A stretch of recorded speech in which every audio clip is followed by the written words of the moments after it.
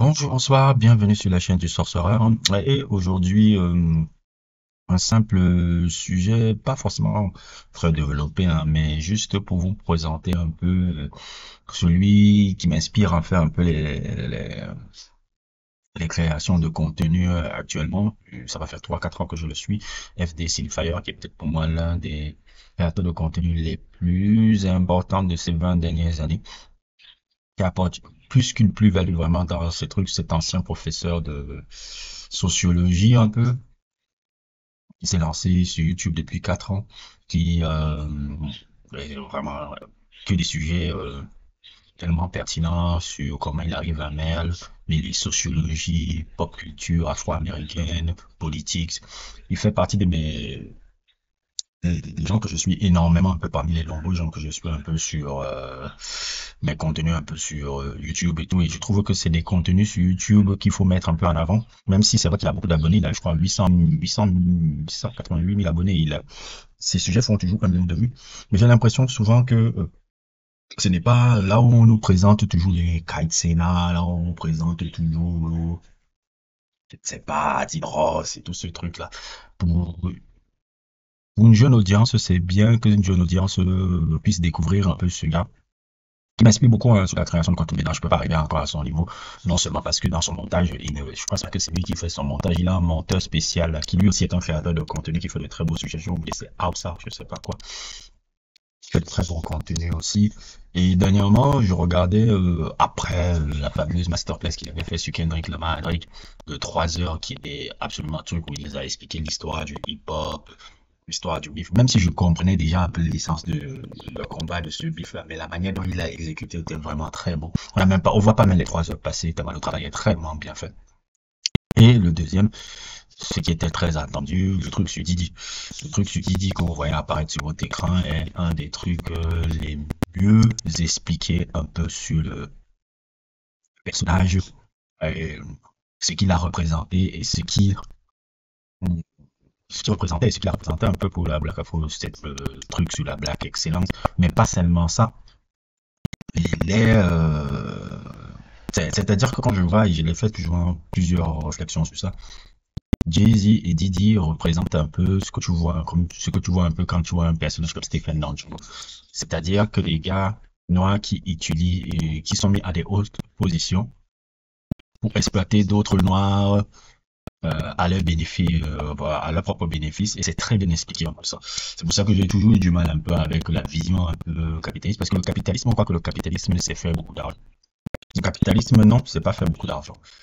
Tu peux être un très bien employé, qui est très bien payé, qui est peut-être bien payé 1 million, 2 millions, 3 millions par mois, mais tu n'es pas un capitaliste. Capitaliste, c'est quand tu es dans un système, ou quand tu crées un système, ou quand tu participes à un système qui permet euh, l'exploitation du labeur à ton bénéfice. Et quand tu vois l'histoire un peu de l'industrie, c'est vraiment l'exploitation des artistes pour le bénéfice un peu des majors, des trucs qui vont essayer même parce que c'est les majors, en tout cas avant une certaine époque, avant que les choses soient les majors qui avaient accès vraiment à la manne financière que le public pour te faire permettre à passer à des réseaux, par exemple. Quand tu fais la promotion dans tes radios, tu fais des promotions un peu télévisées, pour que tu aies ces canaux-là, pour que le public puisse acheter ton produit. Mais le produit que tu mets là, pour que tu puisses le distribuer, pour que tu puisses aussi participer à ça, tu signes un contrat particulier avec un label qui détient parfois 75-80% des droits de tes masters. Et ce qui fait que même si parfois quand tu vends beaucoup, tu gagnes un truc par rapport à ce que tu génères, tu es beaucoup exploité. Et c'est ça que cette industrie est, l'industrie musicale est excessivement horrible. Je pense pas que c'est la seule industrie qui est comme ça. Et pire encore, quand c'est avec les Afro-Américains, parce que les Afro-Américains et les Afro en général, nous avons une manne de talent naturel comme il y en a peu, comme on en a rarement vu. C'est pour ça que je dis que aussi l'Afrique où l'homme noir n'existe pas. Toute la créativité du monde n'existe pas parce qu'on puise beaucoup dans la créativité de l'homme noir. On puise un peu beaucoup dans la créativité de l'homme noir pour pouvoir euh, exploiter et générer des revenus. C'est un peu ça. C'est pour ça on ne veut pas que l'homme noir ne soit à une position de statut social élevé parce qu'on sait que s'il est, bah, c'est la fin du game, quoi. Parce que nous sommes naturellement créatifs. Le problème, ça a été toujours notre organisation communautaire.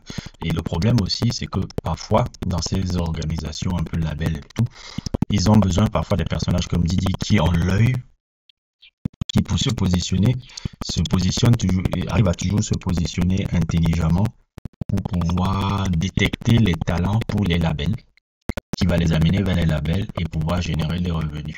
Et pouvoir générer les revenus. Et il a un peu l'intermédiaire.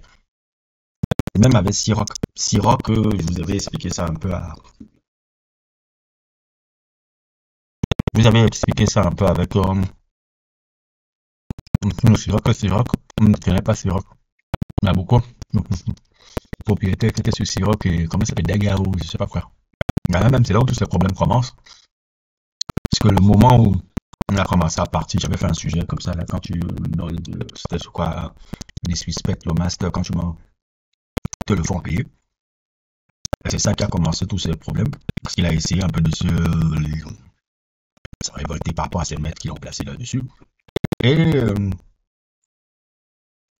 comment dire, un peu, c'était la même chose. Il avait réussi avec par Didi, les marques Siroc avaient entré le monde du urbain. Qui connaissait la marque Siroc? Alors qu'elle existe, elle existait déjà depuis plus de 10 ans avant ça. Bon, elle existait déjà plus de 20 ans, hein, quand tu regardes un peu le truc. C'est une marque même française, je pense. Je sais pas si je me trompe pas. Cette marque-là existait déjà depuis des années. Elle existait déjà depuis des années. Et c'est grâce à Didi qu'elle a pu entrer le monde urbain. Elle a pu s'expandre sur le monde urbain. C'est ce que Didi a toujours été une sorte de valet qui jouait dans l'industrie. Après, quand il a voulu sortir, c'est tout ce qui lui arrive là maintenant.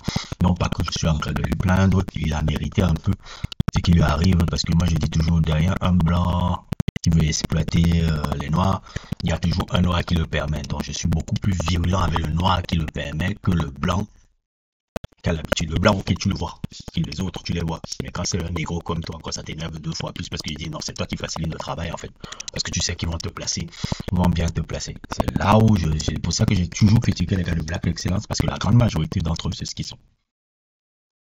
Et c'était ça que revenait mon sujet que j'avais fait il y a 1 an, quand j'avais fait ce sujet-là. Maintenant, beaucoup de gens me disent, mais ton sujet était prophétique quand je faisais ce sujet de cinglé, le truc que vous voyez apparaître sur l'écran. Et maintenant, celui que FD Signifier en a fait, qui est beaucoup d'une extrême qualité. Je l'ai regardé hier soir, je vais encore le regarder et tout.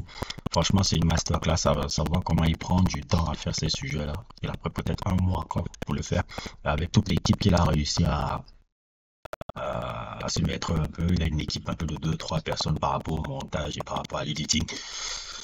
Et on voit la qualité, hein. C'est pas pour rien que ça génère autant de trucs. Et pour moi, c'est une inspiration vraiment dans la création de contenu. Et ça me booste encore à pouvoir arriver à ce type, pas forcément au niveau là, mais arriver à une pertinence comme ça, j'espère, au niveau de le faire.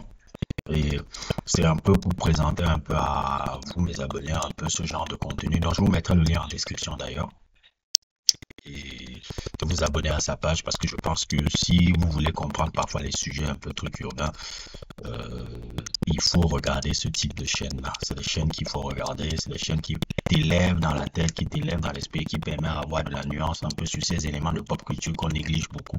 On voit pas souvent l'impact que ça a dans notre vie de tous les jours parce que souvent quand on voit les trucs de la pop culture, les gens imitent ce qu'ils voient. C'est pour ça que la pop culture est importante parce que ça participe un peu à une sorte de domination culturelle un peu dans le pays. Bon, voilà. N'hésitez pas à liker, n'hésitez pas à vous abonner et à plus pour d'autres aventures.